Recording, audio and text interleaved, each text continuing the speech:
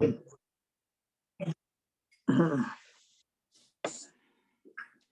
जी, राम राम जी, सबको राम राम। जय जय राम जी। हाँ जी, हम लोग पढ़ रहे हैं भक्ति प्रकाश, रचित बाई स्वामी सत्यानंद जी महाराज, और भक्ति प्रकाश का पेज है 244, और ब्रह्म ज्ञान की हम लोग चर्चा कर रहे हैं। और 10-11 दोहे हम लोग पढ़ चुके हैं, और फिर भी रिकैप करते हुए हम लोग थोड़ा आगे बढ़ेंगे। तो जिस तरह से हमने कहा कि भाई पहले जो कुछ दोहे 1 से लेके 8 तक जो दोहे हैं, उसमें स्वामी सत्यानंद जी महाराज जी ने ब्रह्म का क्या स्वरूप है उसकी चर्चा की गई है।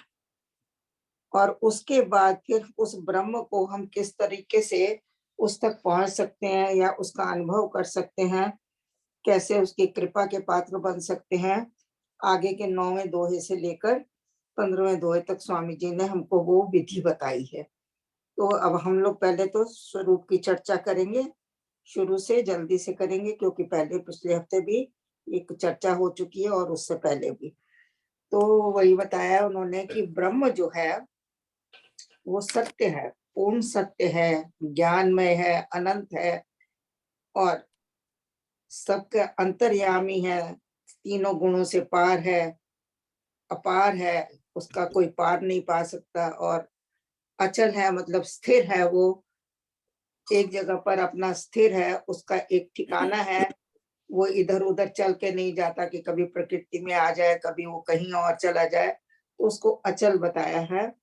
और पूरे विश्व में उसी का ही प्रसार है, उसी का ही प्रताप है, उसी का ही प्रकाश है, और वो पूर्ण है, और प्रकाशी है, मतलब प्रकाशवान है, अखंड है, उसका कोई खंड भाग नहीं किए जा सकते, उसकी तुलना किसी से नहीं की जा सकती, दृष्टि से और इंद्रियों से वो हमारे से ग्रहित नहीं है, इंद्रियों से उसका ज्ञान नहीं प्राप्त किया जा सकता, और ये परम सत्ता है, इसके समान और कोई है ही नहीं। तो ये सब कह रहे हैं कि पूरे जगत में जो प्रकाश हमको दिखता है, ये सिर्फ उसी ब्रह्म की ज्योति से ही हमारा पूरा जगत प्रकाशित है, हमारा पूरा जीवन प्रकाशित उसी की सत्ता से है। अमूल होते हुए भी वो मूल की तरह ही है, पूरा सब सृष्टि का आधार है, सब में रमा हुआ है, सबके पास है, सबके अंदर और बाहर है, और इस सृष्टि का कारण भी वही ब्रह्म ही है, उसके कारण से ही सृष्टि बनी है, और पहले भी था, अभी भी है, आगे भी रहेगा।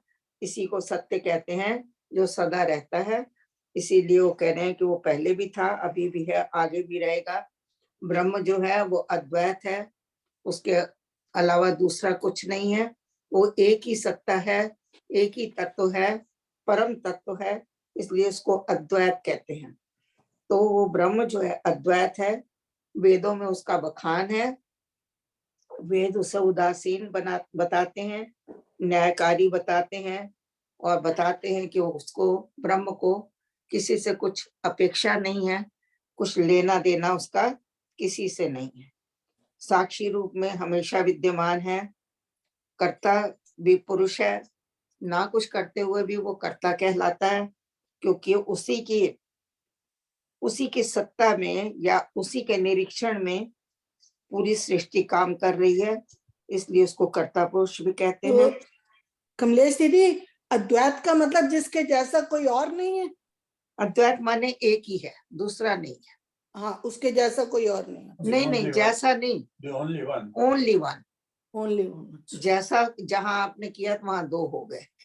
ओके, तो जैसा करने के लिए तो 2 होने चाहिए ना, जिसके जैसे कंपैरिजन के लिए 2 चाहिए। यहाँ दूसरे का नाम ही नहीं है, he is the only one.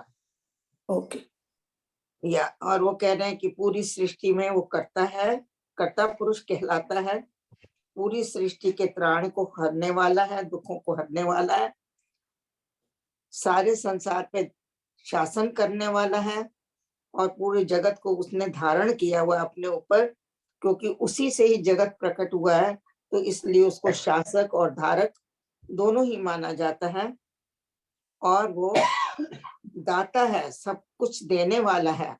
ब्रह्म जो है अपने आप तो स्वयं कुछ नहीं देता है, लेकिन उसने दया करके देव प्रकट किए हुए हैं प्रकृति में। देव माता पिता भी देव हैं, भाई बंधु भी देव हैं, प्रकृति पूरी देव है, और जितने भी जिस जिस रूप में आप देखना चाहें वो देव रूप में सदा प्रकट है, और वही दया करके आपको आपकी कामनाओं को पूरा करता है, और वो सबका रखवाला है। और कहते हैं असली उसका स्वरूप जो है वो शून्य है। जब आप ब्रह्म का अनुभव करेंगे तो वहां आपको कुछ भी नहीं मिलेगा सिवाय शून्य के। वहां ना आपका नाम जाता है, ना राम नाम जाएगा, ना वहां आपका गुरु जाएगा, कोई नहीं होगा आपके साथ। एंड सिर्फ शून्य में ही आप अपने आप को पाओगे वहां, बल्कि आप भी नहीं रहते हो, एक शून्य ही रह जाता है, आप भी उसी में विलीन हो जाते हैं, गुरु तत्व भी उसमें विलीन है, सब कुछ उसमें विलीन होकर एक शून्य, इसीलिए उसको शून्य रूप कहा गया। और उसका स्वरूप जो है तेजोमय। तेजोमय का मतलब क्या है कि वो आपको एक प्रकाश देता है, आपको एक आभा देता है। आप जो भी भजन करने वाले हैं, आप उनके अगर चेहरे पर देखें तो आपको एक तेज दिखाई पड़ता है।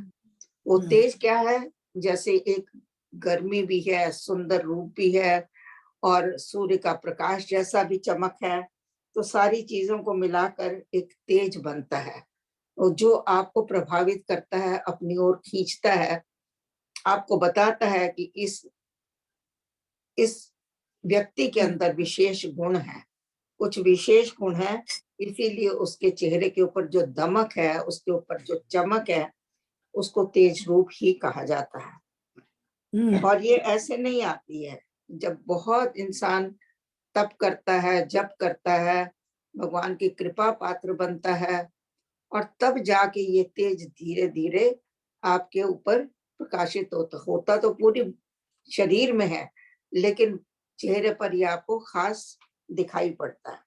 तो कहते हैं जो ब्रह्म है उसका स्वरूप तेजो रूप है, और वही तेजो रूप जो है देव रूप में आपको मिलता है। सब दिशाओं में वही विराज रहा है, सब देश और काल से बिल्कुल अलग है, देश उसके अधीन है, लेकिन वो देश और काल के बिल्कुल अधीन नहीं है। और सबसे ज्यादा इसमें बताया है कि वो प्रिय रूप है, उसका रूप जो ऐसा है कि आपको आकर्षित करता है, अपनी ओर खींचता है, और उसी खिंचाव के कारण ही ये सांप साधना में लगते हैं। यदि उसकी आकर्षण शक्ति ना हो, उसकी ये शक्ति आपको ना खींचे अपनी तरफ, तो आप साधना में रत नहीं हो सकते हैं। तो यहाँ तक उन्होंने ब्रह्म ज्ञान का स्वरूप बताया है स्वामी जी ने। अब आगे वो कहते हैं कि इस स्वरूप का अनुभव करने के लिए हमें क्या क्या करना पड़ता है। तो हालांकि ब्रह्म ज्ञान का जिस तरह से हम लोग बात कर रहे हैं, उतना आसान इसको अनुभव करना नहीं है, और कोई बिरला बिरला ही होता है जो ब्रह्म ज्ञानी कहलाता है, या ब्रह्म को प्राप्त कर लेता है, या ब्रह्म में लीन हो जाता है, तो कोई विरले विरले होते हैं। लेकिन यहाँ स्वामी जी हमें इशारों से थोड़ा थोड़ा बता के अपनी कमलेश तरफ। दीदी, हम तो कोई मूर्ति रखते ही नहीं, हम तो सिर्फ अधिष्ठान रखते हैं। हाँ जी, तो अधिष्ठान तो हमको यही है ना, अपनी तरफ आकर्षित करता ही है ना। उसकी जो उसका जो रूप है, राम शब्द उसके अंदर लिखा हुआ है, जो उसके आगे प्रकाश बना हुआ है, ये अपनी तरफ हमको आकर्षित करके फिर हम साधना में जुड़ते हैं ना उसमें। वो ब्रह्म रूप है, लेकिन ब्रह्म असली तो आपको अनुभव से ही पता लगेगा। जो नाम है वो भी ब्रह्म रूप है, बीजाक्षर है। तो ये स्वामी जी ने भी लिखा है कि ब्रह्म धाम में आप पहुंचाता, ये राम नाम ही हमें ब्रह्म धाम में पहुंचाता है, परमात्मा तक पहुंचाता है, उस ब्रह्म तक पहुंचाता है। तो शुरुआत जो है वो राम नाम से ही करनी है। ये बीज है, पर हमको इस बीज को इतना इतना इतना इसका जप और ध्यान करना है कि ये जो हमारा बीज है ये वृक्ष रूप तक पहुंच जाए। क्योंकि कोई भी बीज जो है उसके अंदर शक्ति तो है पूरी वृक्ष बनने की, लेकिन वो अभी वृक्ष है नहीं। उसको वृक्ष बनाने के लिए उसमें आपको खाद भी डालनी है, उसको आपने पानी भी देना है, उसमें आपने रोशनी भी देनी है, तब जाके वो वृक्ष बन पाएगा। तो जल ऋतु संयोग, हाँ जी, बिल्कुल, जो ये सब संयोग होगा तब वो वृक्ष बनेगा। इसलिए जब हम कहते हैं नाम सुनामी एक है, इसमें कोई शक नहीं है कि नाम और सुनामी बिल्कुल दोनों एक हैं। परमात्मा और परमात्मा का नाम एक है, लेकिन कब? जब हम नाम को जप जप के नाम को अपने साधना से उस नामी तक पहुंच जाएंगे, तब दोनों एक हो जाएंगे। शुरू की अवस्था में बीज बीज है, वृक्ष वृक्ष है, आप नहीं कह सकते कि एक है, लेकिन संभावना उसके अंदर वृक्ष बनने की है। अगर आप पूरा उसमें साधन करें तो वो वृक्ष बन सकता है, अगर साधन ना करें तो वो बीज नष्ट भी हो सकता है। जब वो नष्ट हो जाएगा तो वो वृक्ष नहीं बनेगा। तो इसलिए वो कहते हैं कि वृक्ष के अंदर, बीज के अंदर पूरी संभावना है वृक्ष बनने की, लेकिन उसको वृक्ष बनाने में आपका संयोग चाहिए, आपका पुरुषार्थ चाहिए। तो ये चीज है, उन्होंने पहले बताई है। तो आगे वो बता रहे हैं कि उस ब्रह्म तक पहुंचने के लिए हमको क्या करना पड़ता है। सबसे तो पहले वो बता रहे हैं कि अपने गुरु से आप शब्द लें। जो राम नाम है ये ब्रह्म स्वरूप है, ये शब्द है, इस शब्द को आप गुरु के मुख से लें। गुरु कौन है? जो आपके अंधकार को दूर करता है, या वो आपका अंधकार दूर करके आपके अंदर जागृति पैदा करता है, आपको आगे बढ़ाने के लिए एक प्रेरित करता है। और जब आप गुरु से नाम लेते हैं तो गुरु अपनी शक्ति उसमें डालता है। उसकी शक्ति क्या है?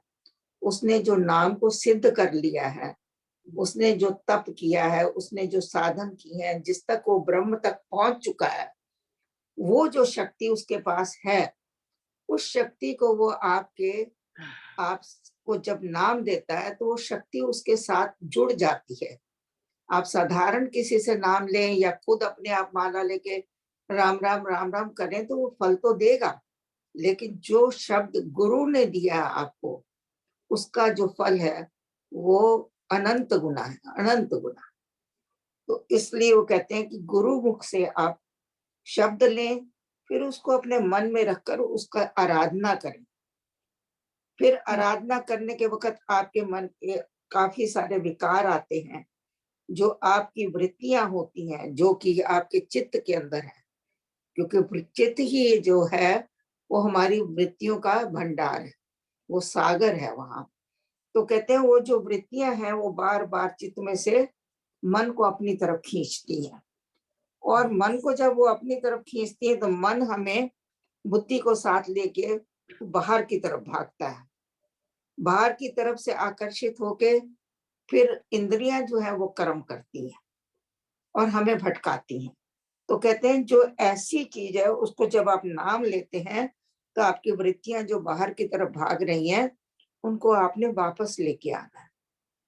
और यही प्रयत्न करते करते, अभ्यास करते करते आपको सहज समाधि मिलेगी। समाधि की अवस्था क्या है? जहाँ आपका सब विचार खत्म हो जाते हैं, जहाँ आपके सब भ्रम और संशय खत्म हो जाते हैं, आपके पास कुछ नहीं रहता सिवाय एक आनंद के। और एक अवस्था ऐसी होती है जो कि जिसका बयान बहुत आसानी से किया भी नहीं जा सकता, क्योंकि ये समाधि की जो अवस्था है ये भी एक अनुभव की अवस्था है। तो इसको करते करते, अभ्यास को करते करते आप एक ऐसी अवस्था में चले जाते हैं जहाँ आपको सिर्फ आनंद और प्रकाश ही मिलता है।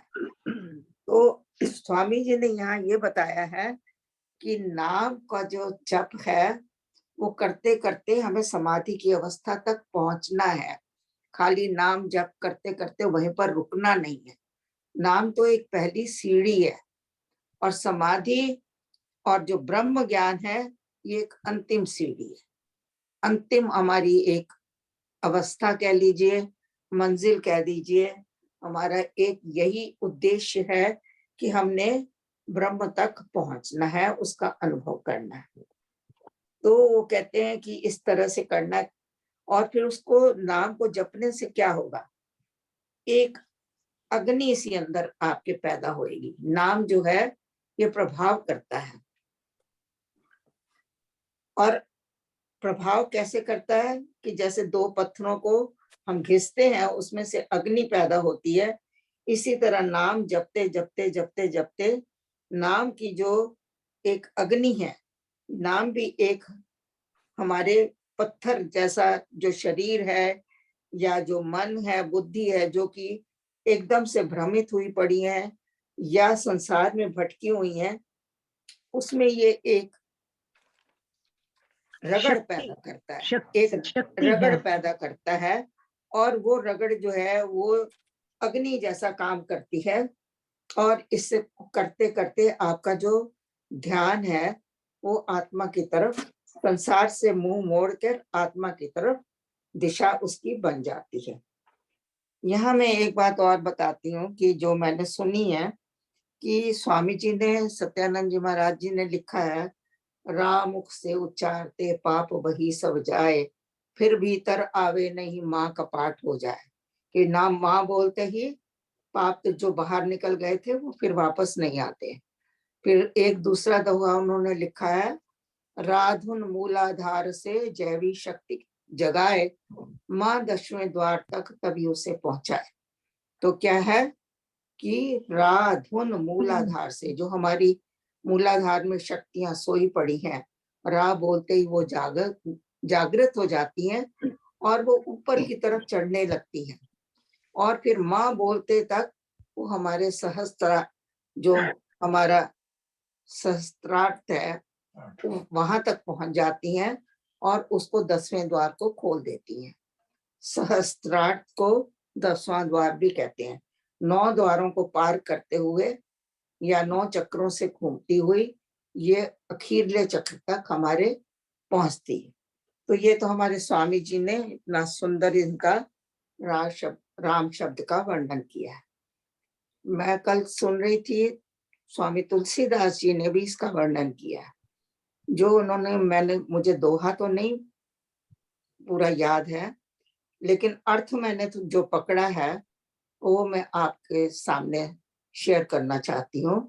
उन्होंने कहा कि रा जो है, रा एक अग्नि तत्व से जुड़ा हुआ है। रा बोलते ही एक अग्नि निकलती है और वो अग्नि जो है हमारे सारे पापों को नाश कर देती है। र र खाली नॉट रा, र र जो है वो अग्नि तत्व से जुड़ा हुआ है, तो हमारे ये सारे पापों को नाश कर देता है। उसके बाद आता है र के साथ जो मात्रा लगती है आ शब्द जो है वो कहते हैं ये सूर्य, इसका जो बीज रूप है वो सूर्य है। और सूर्य जो है वो क्या करता है, आपको प्रकाश देता है, और प्रकाश जो है वो आपके अज्ञान को हर लेता है।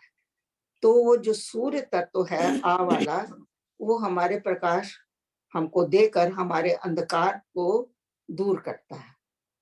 तो ये तो हो गया रा का। और म क्या करता है, म जो है ये चंद्रमा तत्व से जुड़ा हुआ है। क्योंकि जब आपके अंदर से आपके पाप नष्ट होंगे, र बोलते हुए पाप नष्ट होंगे, और उसकी जगह जो खाली होएगी, उसके फिर अंधकार को दूर करने के लिए आ शब्द में जो सूर्य जुड़ा हुआ है वो प्रकाशित करेगा, उसको आपके अज्ञान को दूर करेगा, और उससे जो गर्मी पैदा होती है, क्योंकि जब भी आप कोई चीज को, अंधकार को दूर करेंगे तो जो प्रकाश आएगा उसमें जो गर्मी होएगी, और जो आपके पाप जो खत्म हुए हैं उसका जो आपको कष्ट होगा आपके शरीर में, कोई भी चीज जब नष्ट होती है तो कष्ट होता है शरीर को, उसको एक शीतलता देने के लिए म शब्द जो है वो चंद्रमा से जुड़ा हुआ, और चंद्रमा क्या करता है, वो शीतलता प्रदान करता है। तो इस तरह से राम का अर्थ क्या हुआ हमारा, पाप नाशक है, अंधकार को दूर करने वाला है, और उसके बाद वो हमें शीतलता प्रदान करने वाला है। तो इसलिए उन्होंने कहा है कि रा शब्द को उन्होंने इस तरीके से समझाया है। तो स्वामी जी ने एक और जगह भी लिखा है, रा उन्होंने लिखा है ओंकार शब्द, राम शब्द क्या है, ओंकार है राम। ओमकार है राम। हाँ, गुरु महिमा में लिखा हुआ है ओंकार है राम। तो नाम ओम रूप और उसका राम नहीं, में नाम रूप उसका नहीं है, सब उसके सब नाम भेद गुरु शुद्ध गुरु से पाइए ओमकार है। पाइए ओंकार है राम। या तो वो कहते हैं ओम और राम में कोई अंतर नहीं है। देखिए ओम कैसे बना है, ओम बना है अ उ और म, तो और हलन। उसमें भी इतनी ही मात्राएं आती हैं। और जो राम है वो कैसे बना है, र आ और म, और दोनों एक ही काम करते हैं। इसलिए स्वामी जी ने लिखा है ओंकार है राम, और हमें भी यही मान के चलना चाहिए, ओम और राम में रत्ती राई भर का भेद नहीं है, दोनों ही पूरक हैं। और हमको जो अपने गुरु से नाम मिला है, हमको उसमें पूर्ण विश्वास रख के, पूर्ण उसको आधार मानकर और अपनी साधना में लगे रहना चाहिए। आगे स्वामी जी ने लिखा है। हाँ जी, आगे किसी को कुछ पूछना है इसमें या कुछ ऐड करना है? अभी आपने बताया, बड़ा अच्छा बताया है कि सूर्य और चंद्रमा से मिलकर ही राम बना है, दोनों का। वैसे सूर्य, भी ये चंद्रमा और अग्नि, हाँ जी, अग्नि। मैंने एक कहीं से सुना था कि परमात्मा से है, जो परमात्मा से है प्रकृति, प्रकृति में है सूर्य चंद्रमा, जल वायु अग्नि धरती आकाश। धरती पे है आकृति, आकृति में है आत्मा, आत्मा में है परमात्मा, परमात्मा में है निराकार, निराकार में है एक ओंकार, एक ओंकार में है एक ओंकार में है एक ओंकार, उसमें है ओंकार, उसमें है, उसी को बोलते हैं ओम। ओम का नाम है राम। जिसी को इसको इसी क्रम में किसी ने बताया था तो वो मुझे अच्छा लगा, तो मैंने उसको याद किया, कोशिश करी। ठीक है, बहुत बढ़िया। हाँ जी, कमलेश जी, राम हाँ। राम म आदि मध्य और अंत या है ना। बिल्कुल सही। या जिस र तरह से रा इज बिगनिंग, मिडल, आदि अंत, और आदि मध्य और अंत। बिल्कुल सही है, बहुत इसको बढ़िया। इसको कबीर जी ने एक बड़े अच्छे दोहे में बोला है कि एक राम दशरथ कर डोले, वो जो एक राम दशरथ कर डोले थे, मतलब कि वो पंच महाभूत का शरीर था जो हुआ, जो जब से आदि अंत से चलता आ रहा है। एक राम दशरथ कर डोले, दूसरा राम घट घट में बोले, मतलब कि जो हमारे में अगर एक जो चेतना है या आत्मा है या ब्रह्म है, वो बेसिकली दूसरा राम है। एक राम दशरथ को डोले, दूसरा राम घट घट में बोले, तीसरे राम का सकल पसारा, सारा ब्रह्मांड जितना भी आज तक बना हुआ ब्रह्मांड है सारा हमारा, वो सब वो भी राम है। तो एक राम दशरथ गढ़ डोले, दूसरे राम घट घट में बोले, तीसरे राम का सकल पसारा, चौथा राम त्रिगुणों से न्यारा, जो हमारे गुण हैं सत्व रजस और तमस, इन गुणों से भी प्यारे को वो राम है। तो ये कबीर जी ने बोला, तो वही जैसे सब लोग बोल रहे हैं कि राम बेसिकली हमारे खुद में ही हम लोग, हमारे अंदर भी राम है, हमारी काया भी राम है, हम राम ही राम है, और आदि अंत से चलता आ रहा है ये राम। बिल्कुल बढ़िया। जे मैं तेनू बाहर ढूंढा आहा, तो मेरे अंदर कौन समाया, जे मैं तेनू अंदर ढूंढा तो बाहर किसकी माया। अंदर तू है, बाहर तू है, हर पासे तेरा साया। मैं भी तू ते तू भी तू, मैं भी तू ते तू भी तू, रत्ता फर्क नजर ना आया। आहा, रत्ता very फर्क nice. नजर ना आया, रत्ता फर्क नजर ना आया। या राम वेरी नाइस, राम। बहुत सुंदर सबने बताया। या और कोई भी अपना माइक अनम्यूट करके अगर कोई क्वेश्चन या कमेंट्स देना चाहते हैं तो please by all means you can unmute your mic any time and can provide your questions and comment. हम भी नई नई आवाजें सुनने चाहते हैं और अच्छा लगता है, हमें बहुत अच्छा लगता है। एक दूसरे को प्रेरित करना हम लोगों को चाहिए। हाँ जी विपिन जी, हाँ जी, हाँ जी। वो कोई आपको ज्वाइन करना चाहते हैं तो मैं आपको उसका नंबर ये हम लोग हाँ जी बाद में बात कर लेंगे, ठीक है? अगर ठीक है, ठीक मेरे है से जी। आप बाद में हम लोग डिस्कस कर लेंगे, देन यू कैन। सॉरी, हाँ ऐसे जी आपका जो आपने जो समझाया बहुत अच्छा से समझाया, खुल के समझाया, अच्छा लगा। Thank you. Thank you. मैं कर रहा हूँ 1 मिनट के लिए। इसमें सारी डिस्क्रिप्शन आपने ली कि इसका स्वरूप क्या है राम नाम का।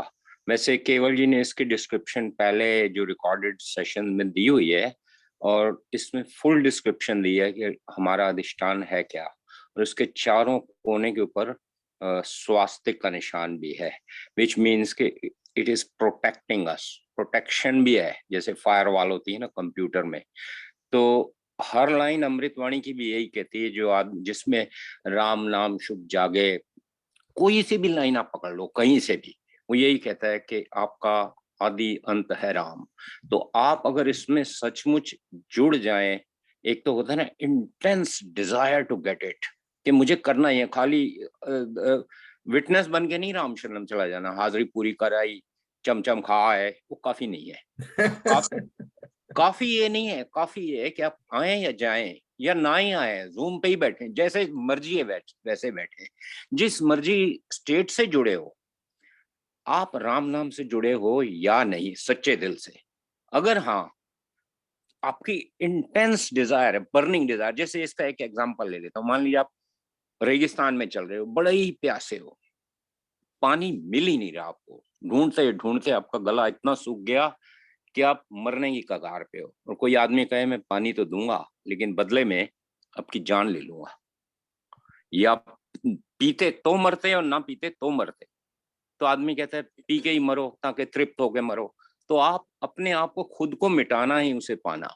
आप राम नाम में इतने लीन हो जाओ कि आपको प्रैक्टिकल लाइफ में नजर आए कि राम नाम है। जैसे एक छोटी सी चीज बिल्कुल सबके सामने बिल्कुल लेटेस्ट है, ये अर्थक्वेक जैसे आया इसका टर्की का, तो पशुओं को पंछियों को एक दिन पहले ही पता लग जाता है, आदमियों को नहीं लगता। नोटिस किया कभी आपने कि वो हॉल करते हैं, भाग जाते हैं, वो घर नहीं बनाते ना, घोंसला बनाते हैं, और उन्हें पता लग जाते हैं, इंट्यूशन हो जाती है। अब इसमें आप देखें कि इतना बड़ा जलजला होके भी कुछ बंदे बच जाते हैं, कुछ बंदे फिर मर जाते हैं, कुछ बंदे कुछ करते हैं, कुछ करते हैं। सिचुएशन एक है, जगह एक है, इंसिडेंट एक है। तो इसमें लाइन है राम नाम की, लय उत्पत्ति पालना। पालना भी वो करता है, उत्पत्ति भी वो करता है, और डिस्ट्रक्शन भी वो करता है। तो यही स्वरूप है, जैसे बताया। अगर हम उसमें रहेंगे तो इसी की एक लाइन आती है कि बाद में ये शायद है डेथ हो गई लाइफ हो, उसमें कोई फर्क, जन्म मरण उस पास ना आए, अभी पढ़ेंगे 13वें में, जन्म मरण उसे पास ना आए।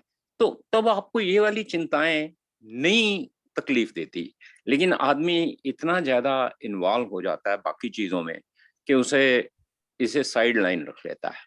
That is wrong.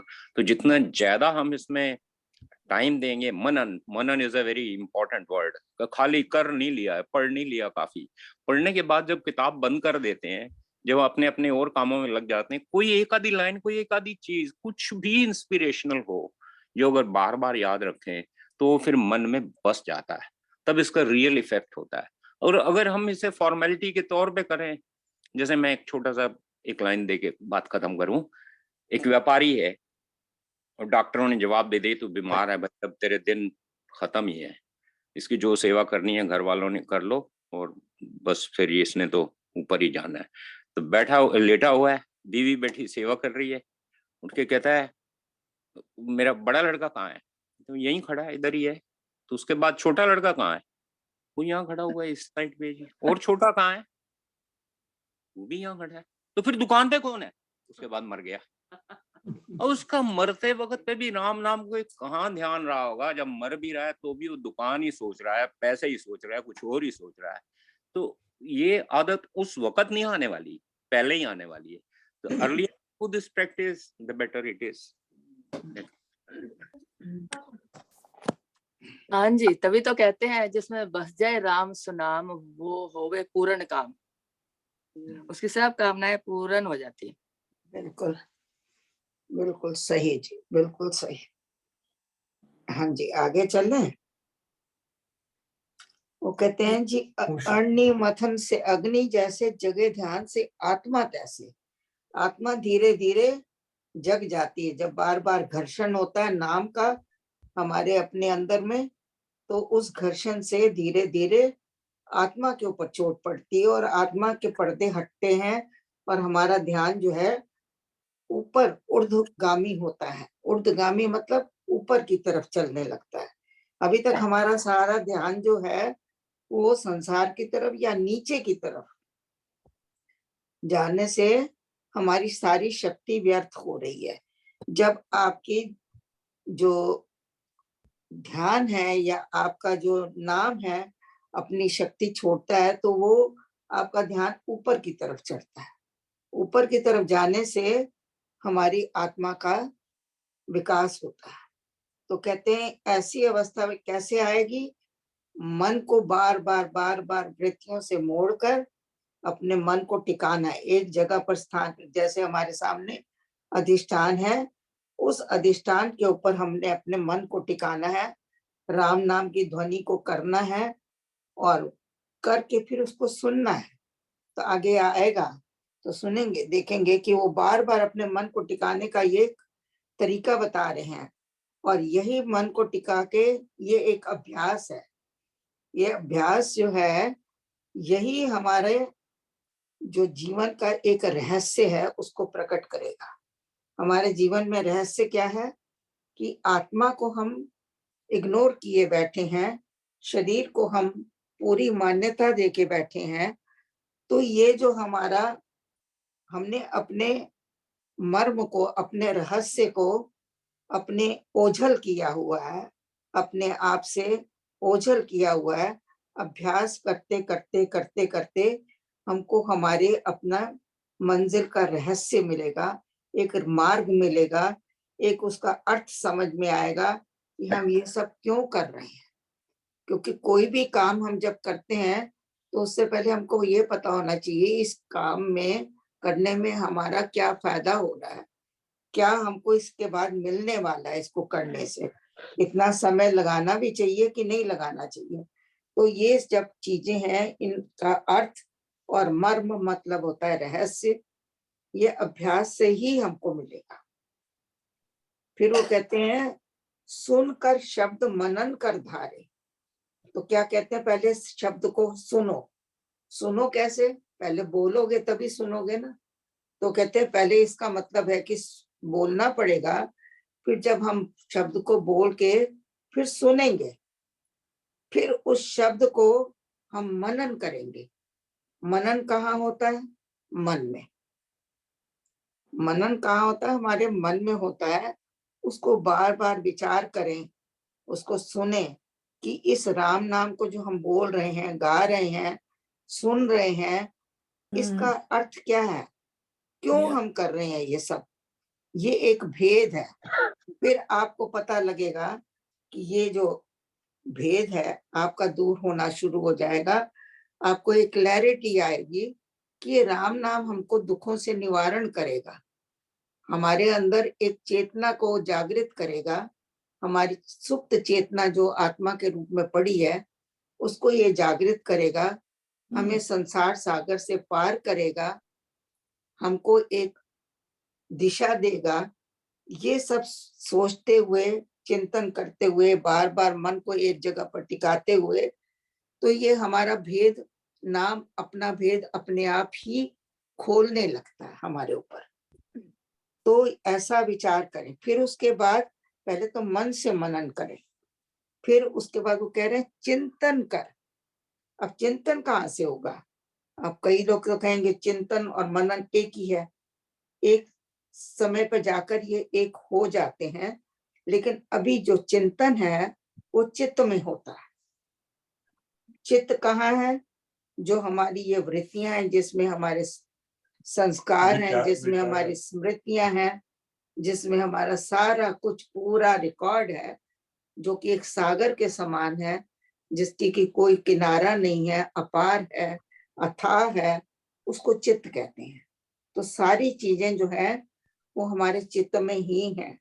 इसीलिए कहा गया है कि चित्त में जो वृत्तियां हैं उनका निरोध जब हो जाता है तभी हम एक मंजिल तक पहुंचते हैं। चित्त वृत्ति निरोध, ये पतंजलि सूत्र है, जिसको कि बार बार हम लोग याद करते हैं कि हमारी जितनी भी वृत्तियां हैं वो सब चित्त के अंदर है। तो हम चित्त में चिंतन करते हैं, चिंतन करें कि ये देखो हमारे मन से वृत्तियां कहाँ जा रही हैं, ये हमको किस दिशा में ले जा रही हैं, ये वृत्ति हमको किस काम में हमको लगा रही है। तो जब हम ये चिंतन करते रहेंगे बार बार तो हम उसको गलत जगह जाने नहीं देंगे। तो चिंतन करने से, चित्त में चिंतन करने से मन काबू में आएगा, क्योंकि ये जो मन है यही हमको बाहर की तरफ ले जाता है। और ये जब हम चिंतन करेंगे चित्त में तो मन हमारा काबू में आएगा, और मन से जो है इंद्रियां जुड़ी हुई है तो इंद्रियां काबू में आ जाएगी। तो इसलिए स्वामी जी यहाँ पर लिख रहे हैं कि चिंतन कर निश्चय में लावे, फिर उसके बाद पहले मनन करे, फिर उसके बाद बार उसका भेद को विचारे कि हम क्यों कर रहे हैं, इसके अंदर क्या रहस्य है, क्या इसका फायदा होने वाला है, उसको हम बार उसके गुणों को याद करें और हम उसको फिर निश्चय करें, अपने मन के अंदर दृढ़ निश्चय करें, अचल धारणा करें और अपने ध्यान को एक जगह टिकावें। ये हमको वो विधि बता रहे हैं कि किस तरीके से हम अपने आप को इस रास्ते पर चलकर धीरे धीरे हम ब्रह्म की ओर जा सकते हैं। मेरे ख्याल यहाँ तक हम लोगों ने पहले पढ़ा था। अब इसमें महाराज जी जैसे आपने बताया कि इसमें हमारे अमृतवाणी में भी लिखा है कि कान में मुख से राम राम जब गाया, कान में राम राम जब गाया, मन से राम राम जब ध्याया। बिल्कुल सही, बिल्कुल सही। या देखिए, अगर अर्थ निकालें और उसका चिंतन मनन करें तो हम बहुत गहराई में जा सकते हैं, पर हम लोग करते क्या है कि ऊपर से पढ़ा और छोड़ दिया। तो कभी नहीं सोचते कि स्वामी जी ने यहाँ चिंतन क्यों लिखा है, यहाँ मनन क्यों लिखा है, यहाँ उन्होंने ये शब्द का क्यों प्रयोग किया है। तो ये चीजें जो है हमको गहराई में ले जाती हैं, उसको कभी कभी विचार करना ही चाहिए। हाँ जी, आगे कौन पढ़ना चाहिए? आंटी आप। हाँ जी।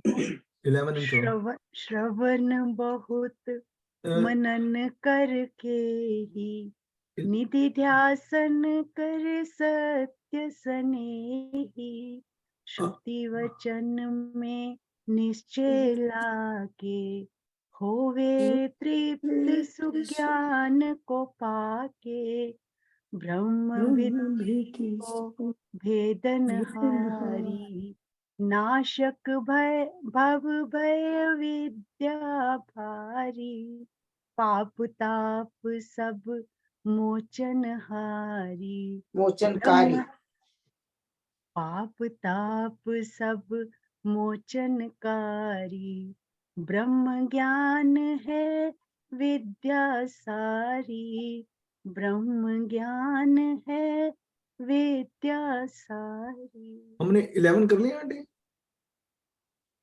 हाँ जी, 11 नहीं किया ना हमने भी?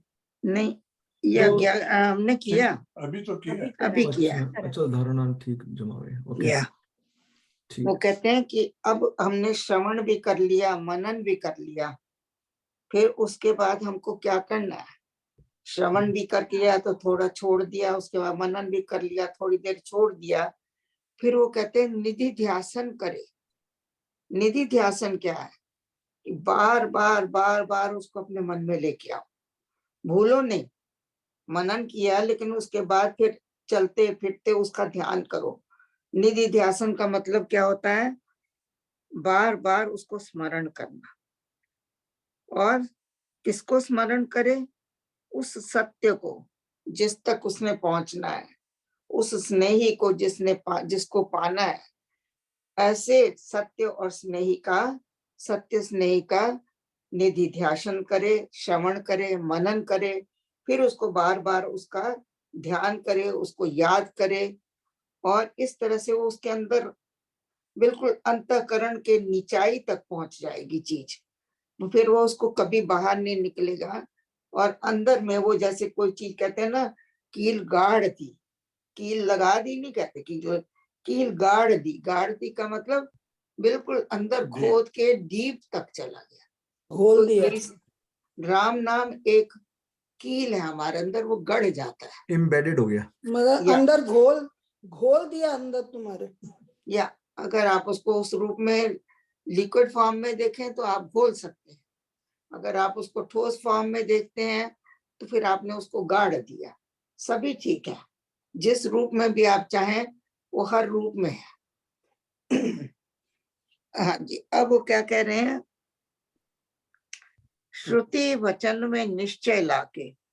अब जो भी आपने सुना है, जो वचन आपने सुने हैं, उसमें आपने दृढ़ निश्चय करना है।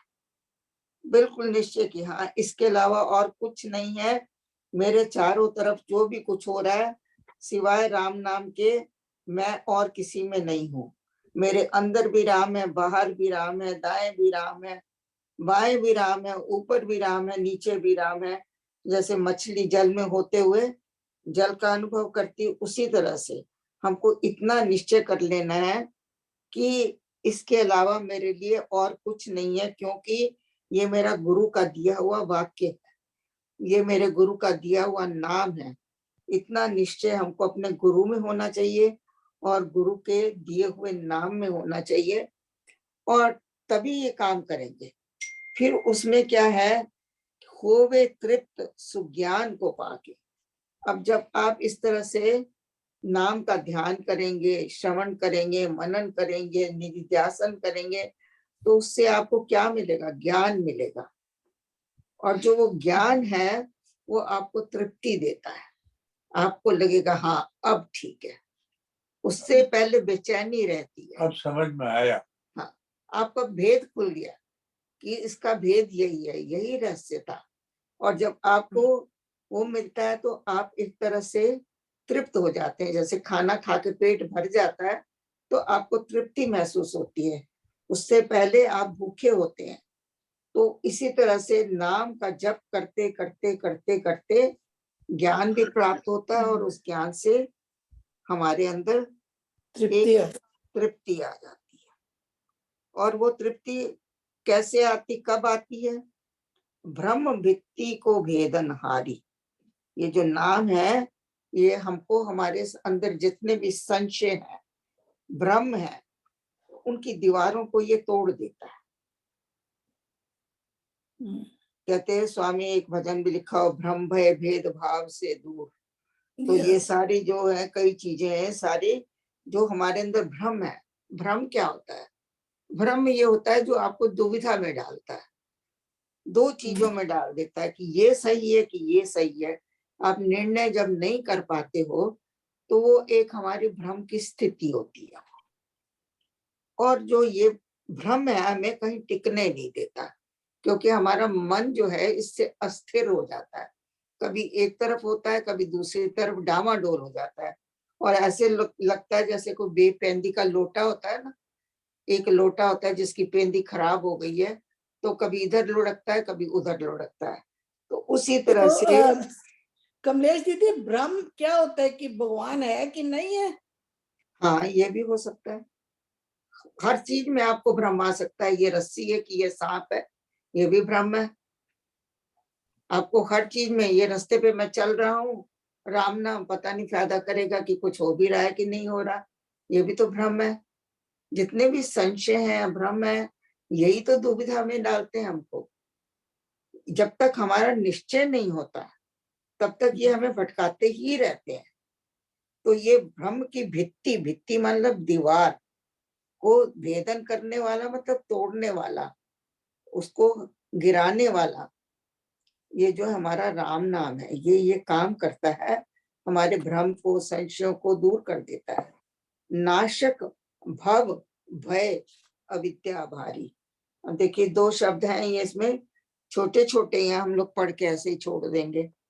ये क्या करता है? नाश कर देता है। किसका? संसार का।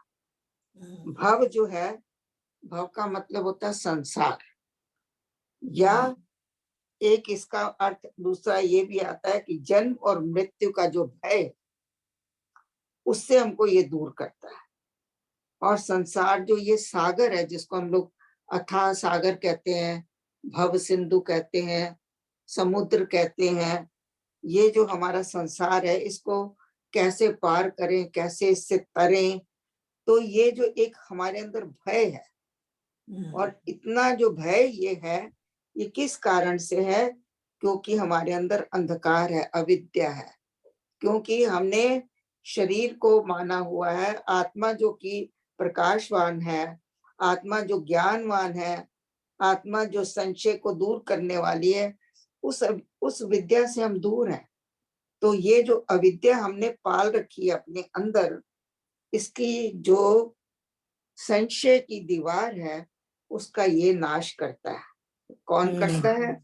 राम नाम करता है। कैसे करता है? चिंतन से, मनन से, निधिध्यासन से, और इसको श्रवण करें, इसका बार बार अपने इसका जाप करें, वचनों में भी लेके आए, राम राम राम राम, ये भी तो वचन है। तो किसी भी तरीके से इनका हमको पकड़े रहना है, इसको छोड़ना नहीं। वो कह रहे हैं कि इससे क्या होगा? हमारे जितने भी पाप हैं, जितने ताप हैं, ताप क्या होते हैं? जो कष्ट जो हमें हर वक्त सताए रखते हैं, हमारे अंदर हमको तपाए रखते हैं, हमारे मन को चैन नहीं लेने देते हैं, हमारे शरीर को भी कष्ट होता है।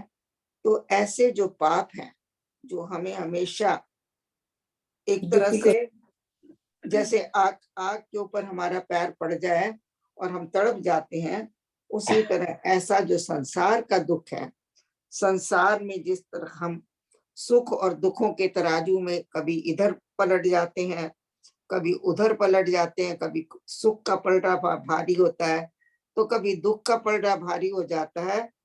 इससे हमको मुक्ति दिला देता है। ये मोचनकारी है। मोचनकारी मतलब दूर करने वाला है, पाप ताप से हमको दूर कर देता है। और उसके बाद हमको ज्ञान किसका देता है? कि ब्रह्म है, आत्मा है, ये तुम्हारी विद्या को जो तुम भूले हुए हो, उस विद्या का वो ज्ञान हमको कराता है। तो यहाँ वो बता रहे हैं कि ब्रह्म के साथ हमने कैसे जुड़ना है, ब्रह्म की तरफ हमने कैसे चलना है, ब्रह्म की तरफ हमने कैसे मुड़ना है, संसार की तरफ से छोड़कर दिशा बदल कर हमने किधर जाना है, ये स्वामी जी हमको सारी विधियां बता रहे हैं। तो हमने आज इसको डिटेल में किया है ताकि हम लोगों को अच्छी तरह से समझ में आ जाए। हाँ जी, कुछ कहना है किसी? मन से युद्ध है ये हमारा। बिल्कुल, ये मन के संघर्ष साथ है। अंदर युद्ध करना पड़ता है हमें, अपने विचारों से, सबसे। तो इसके लिए 2 लाइनें हैं, पढ़ इलम हजार किताबां, कदी अपने मन नू पढ़िया ही नहीं, पढ़िया नहीं, या जा वड़ना मंदिर मसीती, कदी अपने या आप अपने च अंदर वड़िया ही वड़िया नहीं, नहीं, या बुल्ले शाह का ये है, ਐਵੇਂ ਲੜਿਆ ਸ਼ੈਤਾਨ ਦੇ ਨਾਲ ਬੰਦਿਆ, ਕਦੀ कदी ਨਬਜ਼ अपने, ਆਪਣੀ हाँ, ਨੂੰ ਪੜਿਆ ਹੀ ਨਹੀਂ। या ਅਸਮਾਨੀ ਉੜਦਾ ਫੜਨਾ ਏ, ਜਿਹੜਾ ਮਨ ਵਿੱਚ ਬੈਠਾ ਰਾਮ ਉਹਨੂੰ ਕਦੀ पढ़िया ही ਪੜਿਆ नहीं, ਹੀ नहीं। या राम राम। ये बुल्ले शाह जी का है, बहुत सुंदर है कलाम उनका। तो वही वो कह रहे हैं कि ये सब हमको ब्रह्म ज्ञान मिलता है परमात्मा के नाम से जुड़ने से। ये सारी मनन ही है वो जो आप अभी बता रहे हो, मनन। मन से जब हम मनन करते हैं तो मन के अंदर हलचल और अपनी जो भी ऊपर नीचे वो जाता है, जो विचार आते हैं दुख के सुख के, जो ईर्ष्या क्रोध, ये सब उसके साथ युद्ध है हमारा, बिल्कुल मनन में होता है। कहते हैं पूरा जीवन संघर्ष है, पूरा जीवन संघर्ष है। हाँ, और ये संघर्ष इंसान किसी बाहर से नहीं करता, अपने आप से करता रहता है रात दिन। और अगर उसको दिशा मिल जाए तो यही संघर्ष आपको बहुत ऊंचाई तक ले जाता है। और यदि आपको दिशा ना मिले तो ये आपको नीचे की तरफ बहा के ले जाता है, जहाँ सिवाय नाश के कुछ नहीं है। इसीलिए उषा बताया जी, मैंने कि Usha can you sing it again ਜਿਹੜੇ ਹੁਣੇ ਬੋਲਿਆ ਸੀ ਨਾ ਤੁਸੀਂ? जी। Can you sing it again? तू पढ़ इलम हजार किताबां, कदी अपने आप ਨੂੰ ਪੜਿਆ ਹੀ ਨਹੀਂ। ਜਾ ਵੜਨਾ ਹੈ ਮੰਦਰ ਮਸੀਤੀ, ਕਦੀ ਆਪਣੇ ਮਨ ਵਿੱਚ ਵੜਿਆ ਹੀ ਨਹੀਂ। ਐਵੇਂ ਲੜਨਾ ਸ਼ੈਤਾਨ ਦੇ ਨਾਲ ਬੰਦਿਆ, ਕਦੀ ਨਬਜ਼ ਆਪਣੀ ਨੂੰ ਫੜਿਆ ਹੀ ਨਹੀਂ। ਅਸਮਾਨੀ ਉੜਦਾ ਫੜਨਾ ਹੈ, ਜਿਹੜਾ ਮਨ ਵਿੱਚ ਬੈਠਾ ਰਾਮ, ਉਹਨੂੰ ਕਦੀ ਫੜਿਆ ਹੀ ਨਹੀਂ। ਉਹਨੂੰ Very ਕਦੀ nice. ਫੜਿਆ ਹੀ ਨਹੀਂ। Very nice. Navaj Navaj means भेद, या कि आपने उस भेद को जाना ही नहीं। मृग तृष्णा।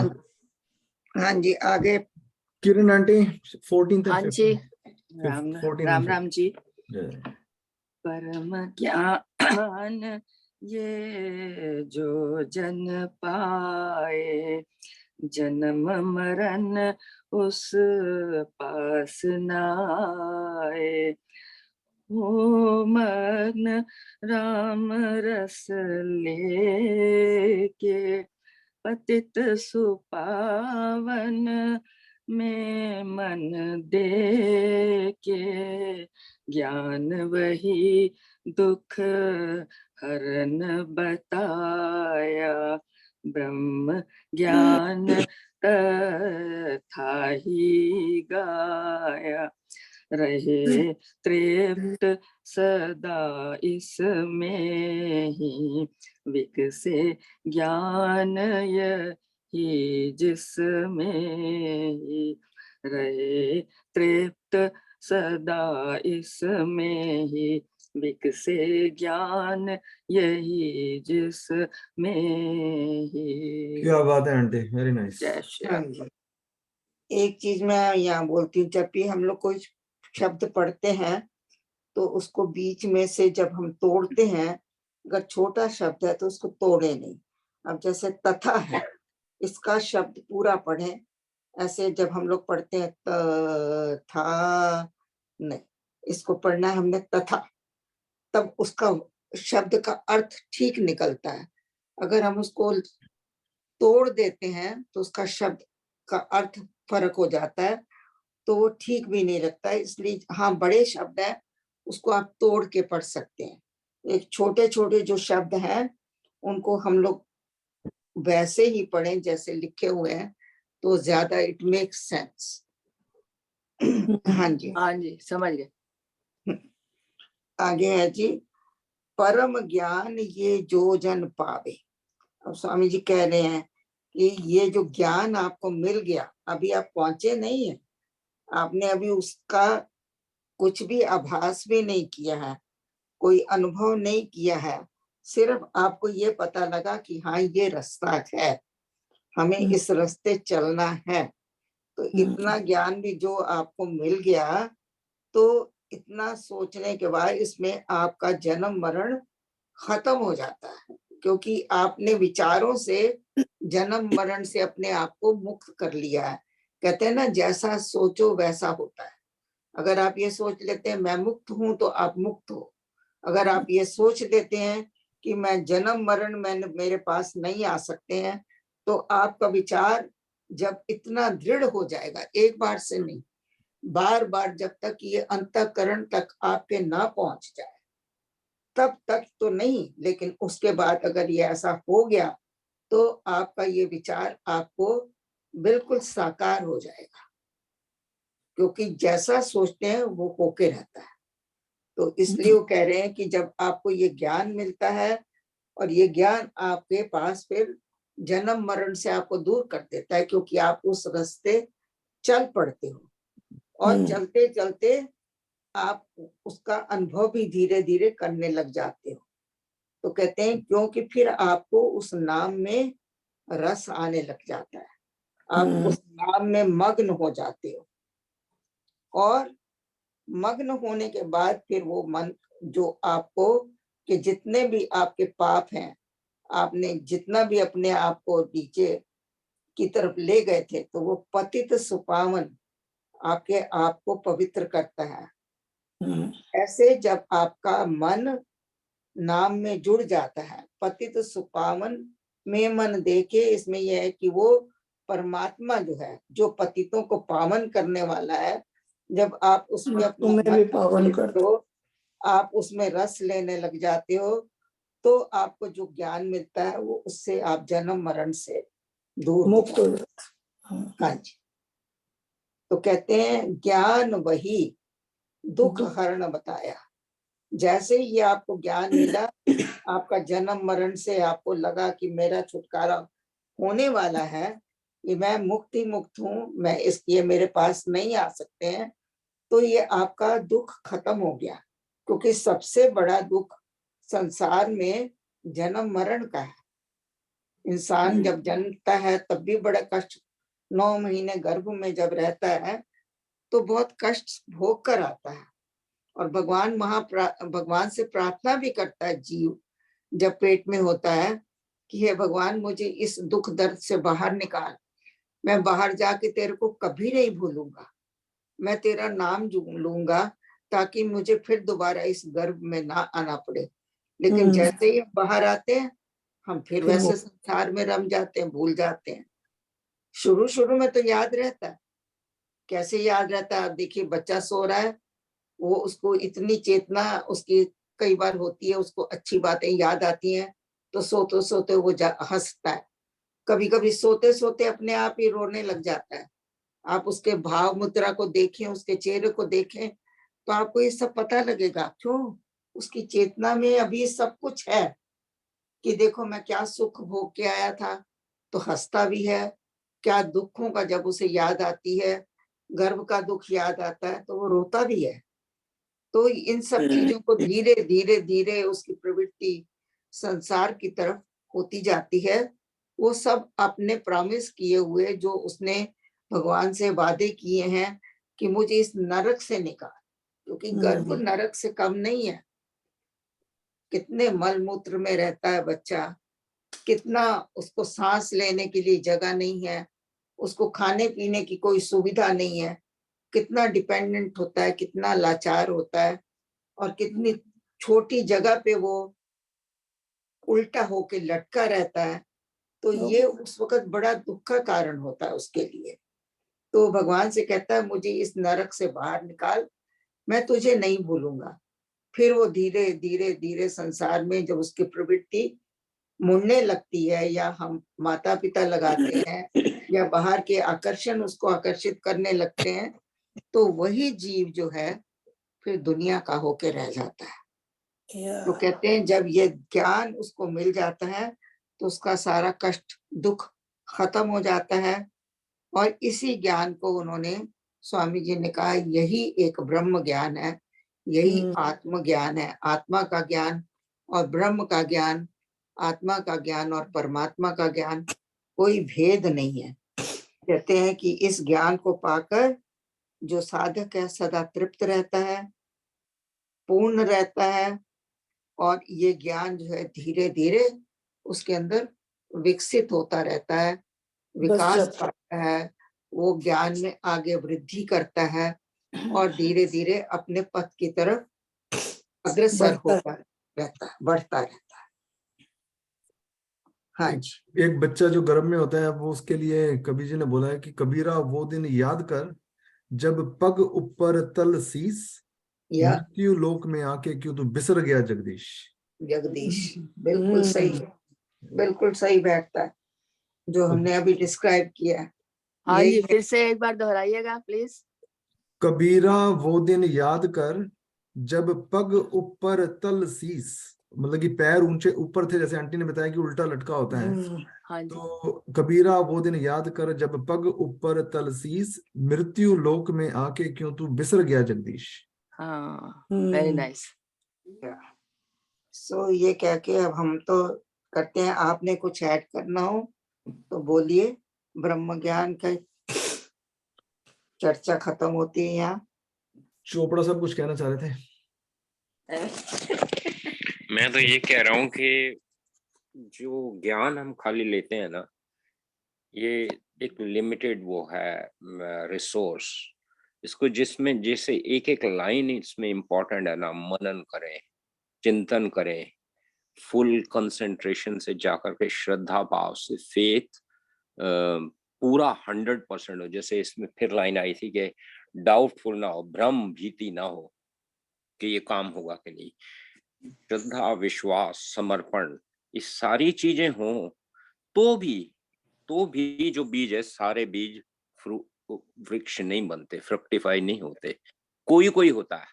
तो इसमें जितनी लगन ज्यादा होगी, जितनी ज्यादा सोच होगी, उतना हम इन माइनस पॉइंट से, दुनियादारी की, जन्म मरण दुख सुख से, ऐसा नहीं है कि दुख आएगा नहीं, ऐसा नहीं है कि तकलीफ आएगी नहीं, ऐसा नहीं है कि विपिन जैसा मेरे पैसे देगा नहीं, लेकिन उसको हम निभा सकेंगे। उसके बावजूद नहीं देता ना दे, नहीं करता ना सही, ना लाए चम कुछ भी करे, जैसी भी सिचुएशन होगा उसमें समता रहेगी, क्योंकि हम जुड़े अंदर से हुए हैं। हमें अंदर से कोई डिस्टरबेंस है नहीं, तो बाहर की डिस्टरबेंस हमें क्या बिगाड़ेगी क्या। जब लास्ट तारीख तक, हम लास्ट मरने तक चिंता नहीं है हमें, तो बीच में तो कुछ है ही नहीं है। आती है मौत, आए ना, तैयार ही तो रहे। तो उसमें जब कोई चिंता नहीं होती, which means कि you are not actually attached with anybody, you're doing your job। जो राम कराते हैं वो करते चले जाएं, और जाप के साथ साथ जो मालिक का हुक्म हो पूरा करें, और उनके चरणों में समर्पण करें। जो करेंगे वो अच्छा ही करेंगे। जो आप बोल रहे हो वो प्रैक्टिस नहीं कर रहे हैं। आपने अभी भी अपना मोह मेरे पैसे में रख रखा है कि मैं पैसे दूंगा आपको। नहीं, वो विपिन मैं जी, समझाने के लिए विपिन जी आप चोपड़ा साहब के प्लीज पैसे दे दो, जो देने हैं। हर वक्त हम सुन के तंग आ गए। ये ख्याली पैसे हैं, सच्ची मुच्ची के पैसे नहीं है। ये सच्ची वाले ही हैं। नहीं, सच्ची मुच्ची के नहीं, ये ख्याली पैसे हैं, ये कल्पना है, काल्पनिक है। उनको ये तो वो कल्पना कर रहे हैं ना कि मुझे विपिन जी से मिलने हैं। ये उम्मीद कर रहे हैं वो। हाँ जी, सुभाष ये तो अंकल, लोभ है। आप अंकल सुभाष अंकल कुछ बोलो आप इसके बारे में, ज्ञान, ये जो लास्ट वाले पैराग्राफ। हाँ जी, हाँ जी, कुछ देखिए ऐसा है कि ज्ञान वही जो दुख हरण बताया। बड़ा अच्छा कमलेश जी ने जो इतने सारे शब्दों में कह दिया, क्योंकि देखा जाए तो पूरी सृष्टि में, व्यष्टि या समष्टि में एक ही तत्व है, दूसरा तत्व है नहीं। जो भी पसारा है सब उसी का ही पसारा है, राम का। इसीलिए हमारे अमृतवाणी में भी कहा है कि राम का ही पसारा है, दूसरा नहीं कोई। एक ही है तत्व, तत्व को जाने जिससे कि हम बने सब। जैसे अभी भी बताया, सब बता रहे हैं, आपका सबका एक्सपीरियंस सबने पढ़ा हुआ है। क्योंकि ज्ञान जो चारों वेदों का भी ज्ञान है, या हमारा ज्ञान है, या बुल्ले शाह ने लिखा है, या कबीर जी ने लिखा है, सब ने एक ही लिखा है, एक को ही जानो। वो क्या है? वो है आत्मा, वो है ब्रह्म। उसका चिंतन, इसके लिए हमें बड़ा साधना करनी पड़ती है। साधना मतलब कि हम एक तरफ से हमारा जो लक्ष्य है वो एक ही हो कि राम को जानना है। जानना कैसे? हम मनन, निधि ध्यासन और चिंतन, ये सब आपने अभी सबने दोहराया है और सबने बार बार कहा है। इसको जानने के लिए अब हमें ये भी जानना है कि हमारा शरीर है क्या। शरीर में जैसे बताया, हमारा शरीर पूरा प्रकृति का ही बना हुआ है। प्रकृति में ये तीनों गुण भी हैं, ये तामसिक, राजसी और सात्विक। ये हमारे ऊपर नीचे होते रहते हैं। हमारे अंदर जल वायु अग्नि धरती, जल वायु अग्नि धरती आकाश, इनके भी जो संतुलन है ये बिगड़ता रहता है। हम जब व्यवहार करते हैं किसी से भी, या हम सोचते हैं, या कुछ भी संसार में रहते हैं, संसार में हमें कई तरह के काम करने पड़ते हैं, कई तरह की सोच विचार करना पड़ता है, कई तरह से संबंध रखने पड़ते हैं। और हर एक का संबंध जो है, हर एक का जो विचार है वो डिफरेंट है। किसी के हिंसात्मक है, किसी के अहिंसात्मक है, किसी में बहुत ज्यादा निराशा है, किसी में बहुत आशा है, उसमें हमें बहुत सारी चीजों का ख्याल करना पड़ता है। एक तो हमें आशा में ही रहना पड़ता है, निराशा में ना रहें, पॉजिटिविटी में रहें, नेगेटिविटी में ना रहें। अगर नेगेटिविटी आए तो उसको nip in the bud, don't live in negativity at all. सकारात्मक भाव से ही रहें। अबे हमें अपने भाव को जानना पड़ता है, हम अपने भाव को जाने। भाव को मतलब कि हमारे अंदर क्या भावना उठ रही है, नकारात्मक है, सकारात्मक है। हमें ये जो कहते हैं ना, कमलेश जी ने पहले कई बार ये कि we have to aware our thoughts. ये थॉट्स किस तरह के उठ रहे हैं, मेरे अंदर कोई ऐसी भावना तो नहीं उठ रही हिंसात्मक। अगर हिंसात्मक है तो उसको उसको उसको उसका कारण ढूंढे हम। ये हमारे ये जो विचार हैं, इनके ऊपर बहुत विचार करने की जरूरत है कि हम देखते रहें अपने विचारों को कैसे, उसको विचारों को अगर नेगेटिव से पॉजिटिव करना है तो उसके लिए राम का नाम बहुत जरूरी है। इसीलिए कि राम को जाने, राम ही ब्रह्म है और हमारे प्राण भी ब्रह्म है। प्राणों से ही हम उसको जान सकते हैं। प्राणों से mean just keep aware of your thought, aware of ये जो हमारे अंदर सांस भीतर जा रही है, बाहर निकल रही है, बाहर निकल रही है तो कार्बन डाइऑक्साइड निकल, भीतर जा रही है तो ऑक्सीजन जा रही। इसका जो आदान प्रदान चल रहा है ये भी सब ब्रह्म का ही है। इसको ब्रह्म में ही माने, ब्रह्म में ही मीन्स राम में ही माने। राम को हमें 24 घंटे जो है we have to keep in mind. यही हमारी जो अमृतवाणी से जुड़ना जो है, अमृतवाणी में एक एक शब्द में जुड़ा हुआ है कि यही कि हम अमृत की वाणी को ही हम जो हम राम का नाम इसको अमृत माने। हमारे अंदर ऐसे समझे कि हमें अमृत बरस रहा है हमारे अंदर। Very nice uncle. Sudesh aunty. औषध राम नाम की खाइए, मृत्यु जन्म के रोग मिटाइए। सुदेश आंटी। हाँ जी। सुदेश आंटी कुछ बोल रहे हैं? अच्छा, सुदेश आंटी अनम्यूट कर लो। हाँ हाँ जी आंटी, कुछ कह रहे थे आप? नहीं बेटा। अच्छा, आई थिंक किसी और ने कोई कमेंट्स देने हैं before we start the bhajan program? मैं थोड़ा सा ध्यान हाँ जी ध्यान के ऊपर देना चाहूंगा। हाँ जी अंकल। चलते फिरते उठते बैठते कुछ भी कर्म करते हुए अगर ध्यान राम की तरफ लगा रहे तो आप कभी भी कोई गलत काम नहीं करेंगे, क्योंकि आपको ये रहेगा कि राम तो मेरे पास है, वो देख रहा है मैंने ये काम क्यों गलत करना है, नहीं करना है, करना है। ये सब आपको उसी में आ जाएगा जब आप देखेंगे कि राम तो मेरे पास है। वो आपको कोई काम करवाता ही नहीं गलत। जब आपके ध्यान लगातार चलता रहे, कोई भी काम कर रहे हैं तो हमेशा सही करेंगे। वो ध्यान जो है वो ये नहीं है कि आपने बस 24 घंटे माला ही फेरनी है, सिर्फ उसका ध्यान ही वो बहुत जरूरी है। निधि ध्यान कि हर काम में हर वक्त हर समय ध्यान रहे कि वो मेरे पास में है। Very nice uncle. बाकी जो हम लोग कहते हैं ना कि तत्व एक, तत्व तो वैसे बहुत है, क्योंकि गुरु भी तत्व है आपका। 5 जो जिससे शरीर बना है, जलवायु, अग्निवायु, आकाश, ये भी तत्व है। ब्रह्म भी तत्व है, आत्मा भी तत्व है, अहंकार भी तत्व है, बुद्धि भी तत्व है। इसे तो तत्व बहुत है, लेकिन जो तत्व मेन बताए गए हैं शास्त्रों में, वो मैं सुन रही थी, वो कहते हैं कि मेन 3 तत्व हैं सिर्फ। 3 तत्व कौन कौन से? एक तो प्रकृति है, वो एक तत्व है, और दूसरा जीवात्मा है, वो एक तत्व है, और तीसरा जो है ब्रह्म है, वो तत्व है। 3 तत्वों की व्याख्या की गई है शास्त्रों में। और वो कह रहे हैं ये जब तक हम 2 को जान नहीं लेते, जो पहला तत्व प्रकृति है उसको हम जान नहीं लेते, जीव आत्मा क्या है, जीव क्या है, उसका हमको तब तक पूरा ज्ञान नहीं हो जाता, तब तक हम ब्रह्म को नहीं पा सकते हैं।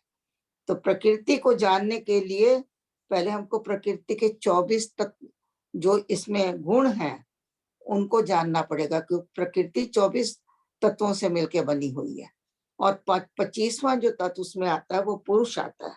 तो ये 24 तत्वों का जब तक हमको पूर्ण ज्ञान ना हो, पूर्ण रहस्य ना, हमको इसका भेद पता ना लगे, जब तक हमको जीवात्मा का पता ना लगे कि जीव क्या है, जीवात्मा क्या है, अंतःकरण क्या है, मन बुद्धि चित्त अहंकार क्या है, ये सब चीजों का जब तक हमको पूर्ण ज्ञान नहीं होता है तब तक ब्रह्म ज्ञान होना सहज नहीं है। भेद सागर में शुद्ध इतना बड़ा ये सागर सारे है, भेद खुलते हैं जब हम इनको जानते हैं, तभी ब्रह्म का भेद खुलता है। इसमें ना सब लोग, ये बहुत बड़ा सागर है आंटी, जिसके अंदर इसकी कोई अथाह नहीं है, पर हमारे को महाराज जी बिल्कुल ने सागर में, गागर में सागर दे दिया है। अमृतवाणी इज बेसिकली, सही अगर बात, हमारा एक मूल मंत्र हो जाए कि हम बिल्कुल अमृतवाणी पढ़ के जितना अपने आप को संयम में कर सकते हैं और अपने जीवन को उसी तरीके से चला सकते हैं, और जैसे आपने बोला कि निधि ध्यासन कर सकते हैं, उसको चिंतन कर सकते हैं, मनन कर सकते हैं, महाराज जी ने भी लिखा है हर चीज के अंदर।